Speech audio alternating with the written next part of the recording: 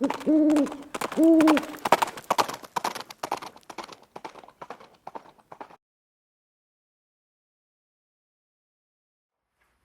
hey guys, the Viejo here, and we are into the second week of May in 2025. Got a beautiful day here on the central coast of California. It's actually pretty warm. It's in the 80-degree range outside here, which is hot for us. But I've got a new product from Lee to show you, and this is their new factory crimp micrometer cedar adapter. What a mouthful, huh? And what this is an adapter that converts your Lee Carbide factory crimp die, not the collet style, okay? The one that we use for our handguns that has the carbide ring in it, that crimp die. You take that die body and the sleeve that's in it, and we convert that into a cedar that can still do the seat and crimp on the same step if that's what you like to do. Okay, so again, it's, you know, utility is limited to that scenario, but that you also retain that carbide ring in the base of the die body that may help iron out wrinkles in your completed cartridge, or help straighten the bullet out a little bit if it went in a little bit crooked. Okay, that's the advantage of this. So let's go ahead and start looking at it. Many of you are already familiar with Lee's new micro-adjusting seat stem, and they come in various iterations for large, small pistol, rifle, and so forth. And I have actually liked these. They're pretty useful, and they do a good job. And you may have also seen some video, some by me, also Fortune Cookie 45LC, of adapting the Lee factory carbide crimp die to use the same stem to make adjusting our crimp a little bit easier, okay, because these things turn so smoothly. And I like them better than this aluminum stem that comes with those two dies as factory equipment. Okay, the same stem, incidentally, comes in each of the two dies. Okay, the cedar die and the carbide factory crimp die use that same stem. Okay, and that's why this one would fit over here. And you may also be aware that Lee has recently come out with another die, a single die, already outfitted with the micro adjustment for rifle calibers. Okay, a little bit different than these. I don't have one of those, you know, Chuck Connors, I'm not. So I'm mostly doing handgun stuff here. So here's the package. This is one of two that I got. Okay, this one is for 38 Special, 357 mag, and strangely enough, 41 mag. Okay, and there's the title there. I don't know if you can read it through the plastic. Factory Crimp Micrometer Cedar Adapter. Yeah, it's a mouthful. Okay, I also got this one. Again, multiple calibers. I don't know if you can see down in there, 380, 9mm, 40 Smith & Wesson, and 10mm. Okay, these do not come with a die body. Okay, you're going to use these in the carbide factory crimp. So if you look over at the back here, okay, a little bit in the way of instructions. Okay, installation, unthread the adjusting screw that came on your crimp die, and we're talking about the carbide factory crimp die here, okay, not the collet style dies. Okay, and it says thread the carbide factory crimp die into the press till it just touches shell holder, okay, kind of like we always would do, and finger tighten your lock ring. Then install a flared case into the press shell holder. Screw the micrometer cedar into the die body until it stops. Adjust the adapter deeper if the crimp is desired, and snug the lock collar. Okay, lock collar, okay, here as opposed to the lock ring. All right. So then if you're going to further adjust the bullet seat, okay, for your cartridge overall length, it says install a flared case with the bullet on top. rotate the thimble, okay, top portion of our adjustment screw, clockwise until the overall length is achieved. Adjust the cartridge overall length to the desired length by turning the thimble in clockwise. Remember, each line on the thimble represents 1/1000th of an inch. The micrometer seeder reads exactly the same as a precision depth micrometer. So we're using the same technique here to adjust your overall length as you did with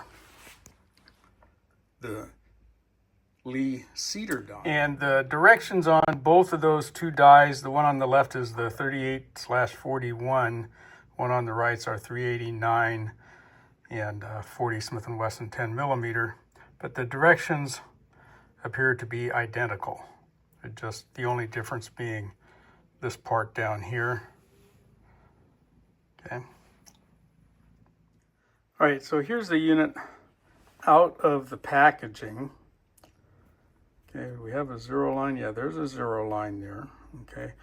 The feel is that rubber O-ring feel. If you're familiar with the micro adjustable seating stem for the seating die, feels the same. Okay, we've got this extra lock collar, they call it on there. And we've got kind of a generic seat stem in there. Okay. Looks like a little, I don't know, manufacturing mark or something on there. I don't know what that is. Anyway, I've got a couple of bullets over here. Since this is says it's for 41 mag as well as 38-357. So here's a plated 38 bullet, 125 grain extreme. Okay. That seems like it's going to work. I can move this around in there a little bit, which tells me that the edge of that Me-Plat there is riding on the taper in there. It's not contacting down here right at the edge, so it's probably not going to leave a mark there. It's just whether or not it'll push that straight. Okay.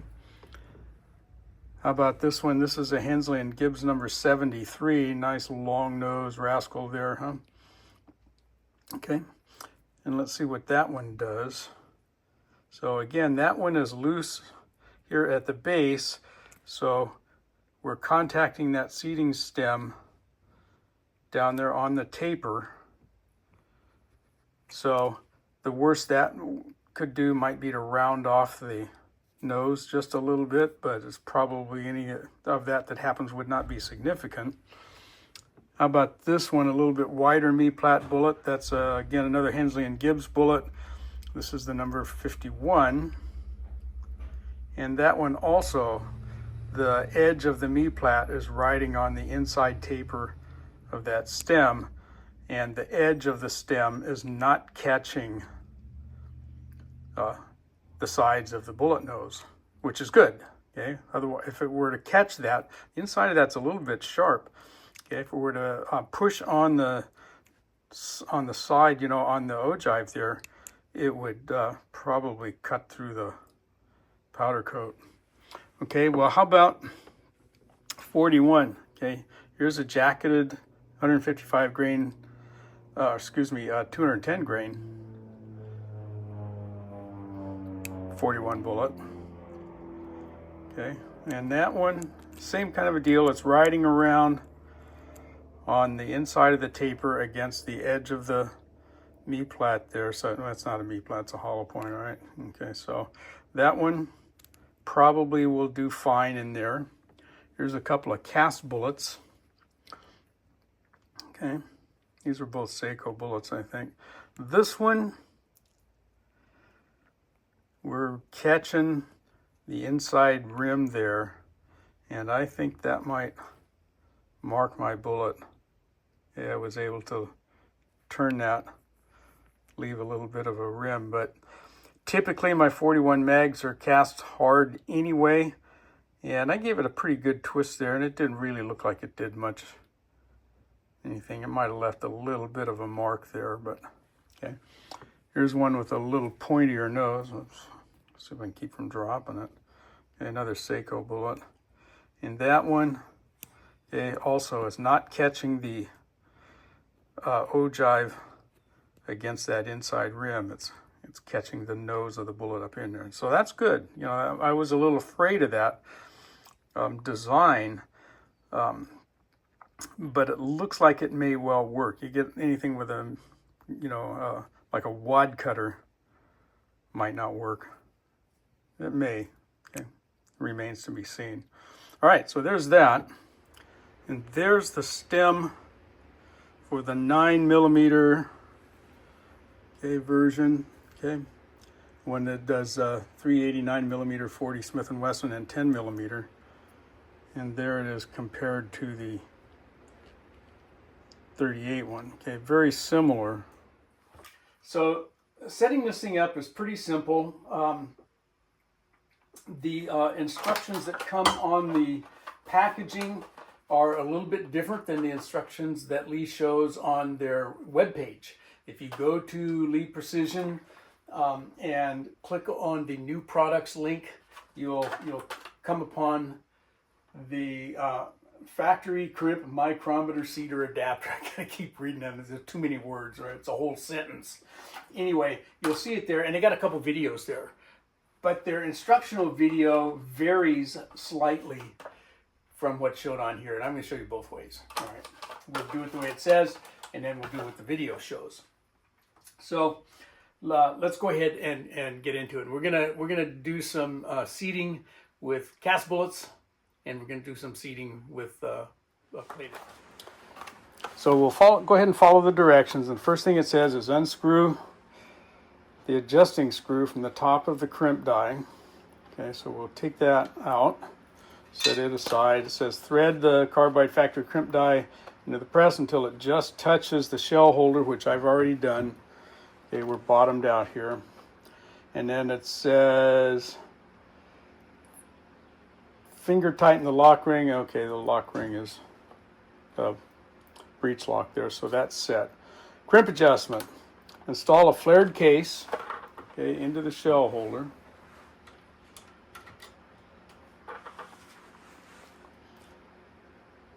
Okay, and screw the micrometer cedar into the die body until it stops. Okay, I'll go ahead and do that. Okay, they don't tell you this, but when you are going to put your case into the shell holder, run it up into the die first before you go adjusting this guy. And then it says screw it down until it stops. And mine stops right there. So it's stopping up against the case mouth, just short of all the way down in. So that's kind of like the way we would start our adjustment on the factory crimp die anyway. We would run it down and, you know, until we feel contact with the top of the case mouth. Then we would increase the depth of our stem until we start getting some crimp. So at that point I should have no crimp. Okay, that was the point where we're getting contact there. And then it says adjust the adapter deeper if crimp is desired. Okay, so that's going to be by trial and error, I guess. Okay, so I would loosen my lock collar there and turn that adapter down in if I want to do some crimp. Okay, so let's not do any crimp just yet. Okay, let's leave that set there. Okay, now then we're going to go to adjusting the seating depth. So we got a flared case with a bullet on top. Rotate the thimble clockwise until an overall length, okay, that you want is achieved. So I'll back my adjustment all the way out. Let's get a bullet and set that on bullet in there. Okay, this is again a plated bullet, 125 grain. Okay, we'll get that guy started, and I can feel it going through that carbide ring, that sizing ring that's in there. And we know that the sizing ring in the factory crimp die is very similar, if not identical, to the one in the sizing die. And that ring's job is to help straighten out the cartridge if necessary. The diameter of the ring pins out on mine for the 38 to .378 diameter, and the same for the crimp. Okay, on the crimp die. Okay, so we got that carbide ring in there is the same on the carbide factory crimp die as it is on the sizing die. That's what I'm trying to say. Okay, so I should not feel any seating yet, and I don't, so we'll kind of do this the same way. Run this guy down until I start to feel it pushing in on that bullet, which I do.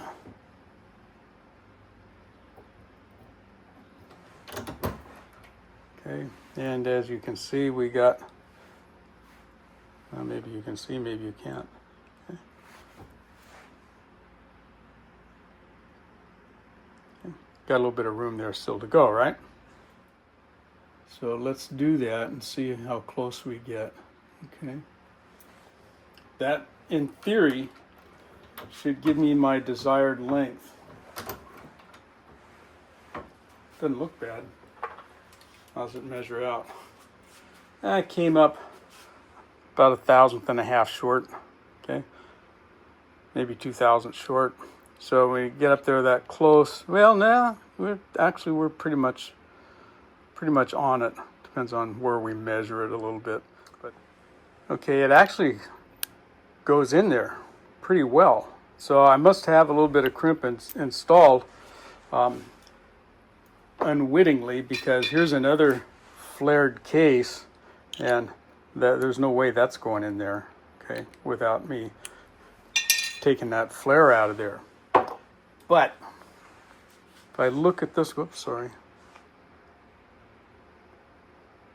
Looking at that, that's not a whole lot of crimp, for sure. And, you know, the pistol gauge says it's good, but personally, I would like just a little bit more.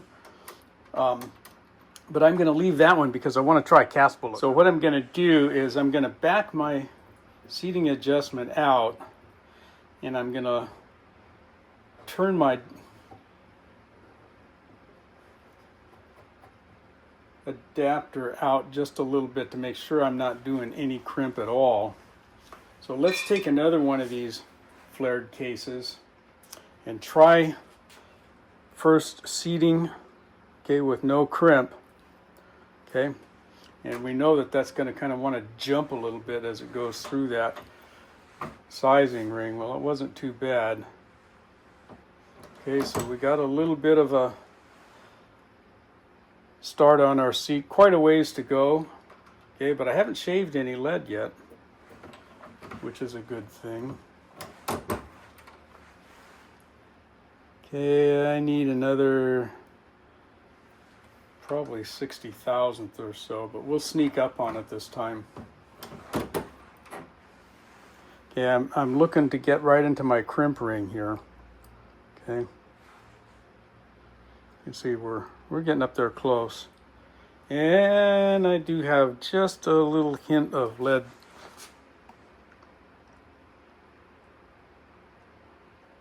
You see it there? Right there. Right off my thumbnail. Not enough to be concerned yet, but okay, and I usually seat these to about 1.485. So we've got to come down, what, 17 thou? So let me go ahead and turn this down 17 thousandths. All right, so we're right there. Push it in there, whoops. Yep, okay, looking good. Okay, so that part's okay. I'm gonna do another cast bullet. and then we'll come in and try the crimp. So I'm gonna seat one of these guys, that number 73, and let's see what happens here. Before I do that though, I'm gonna turn this adapter out just a little bit more yet to see if I can avoid scraping.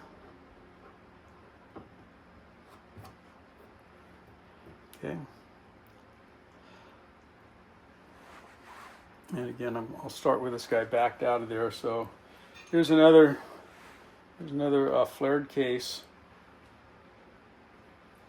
Get my bullets started in there. Okay. So we got some, and thus far I'm looking down in here and I'm not seeing anything that looks like lead shaving yet.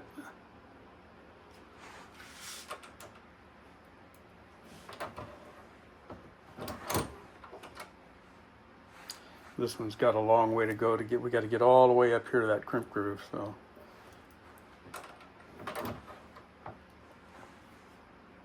Okay, I adjusted the breech lock, just pull it up and rotate it so you can see. So we're at about 17 there right now. So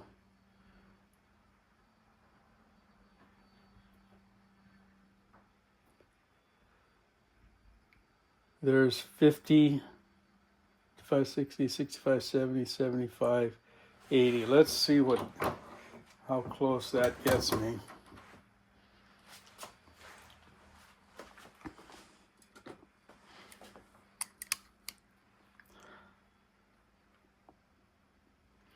And I'm still short. I'm looking for 1.5. What did I say? 1.525, I think. Yeah, 1.535 is where I want. And I've got a lot of lead coming up in here already.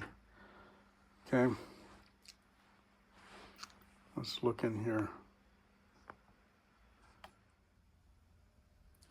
All right, so I went ahead and pulled that bullet. And you can see how much scraping we got there. Almost all the powder coat got scraped off of that guy. So no bueno there. Okay, so I abandoned the idea of trying to use that setup with cast bullets. It's just too easy to scrape up lead. It's one of the reasons I like that Hornady Cowboy cedar die better. It doesn't do that.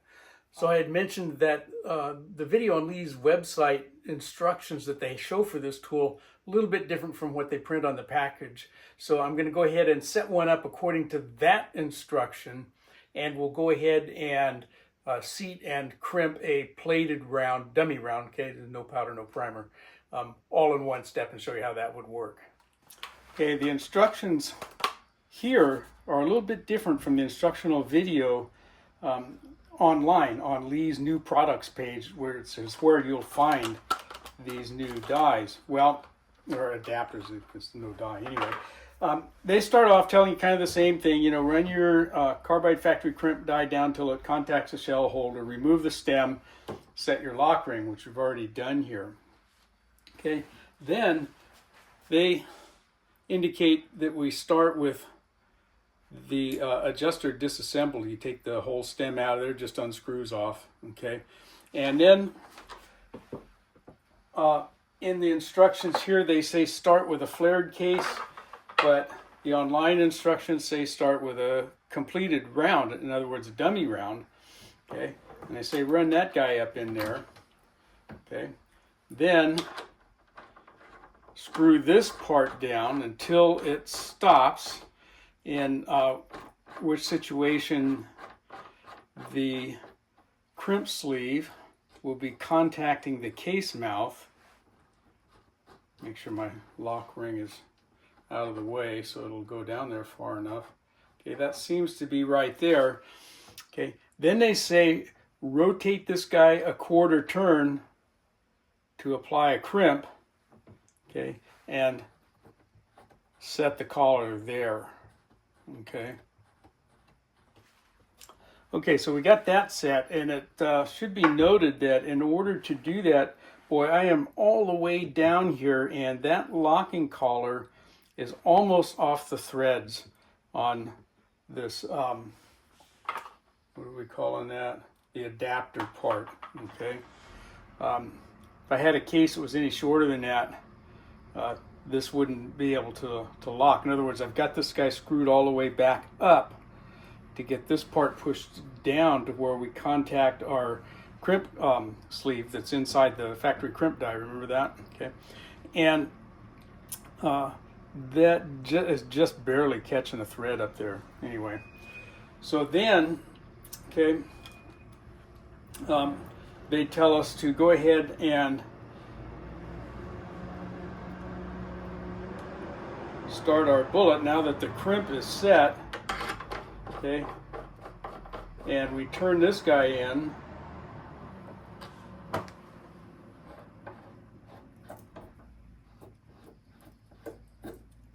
But what we're doing here is we're seating the bullet against that crimp,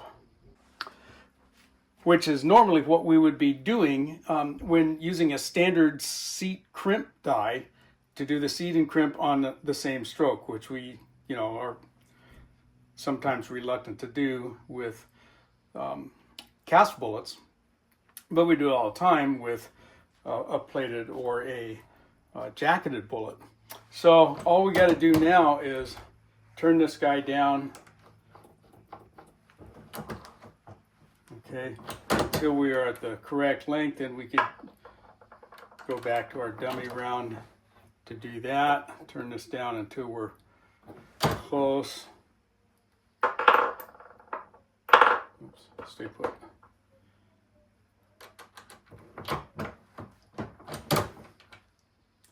And there we are. Okay. How close am I?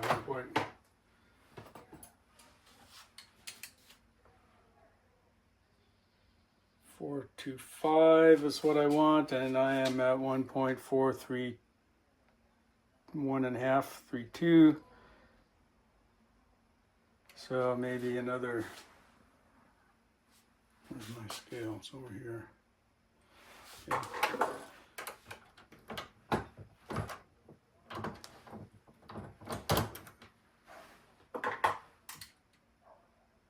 And we're there, okay? So that's the process of setting this guy up. And we've got a round that drops into our pistol gauge, comes right back out. So I did a good job there. Okay, so there it is. You replace the seat stem in your factory crimp die, which again, the die body and the crimp sleeve that's already in there does not come with this adapter. Okay, you are expected to supply your own crimp die.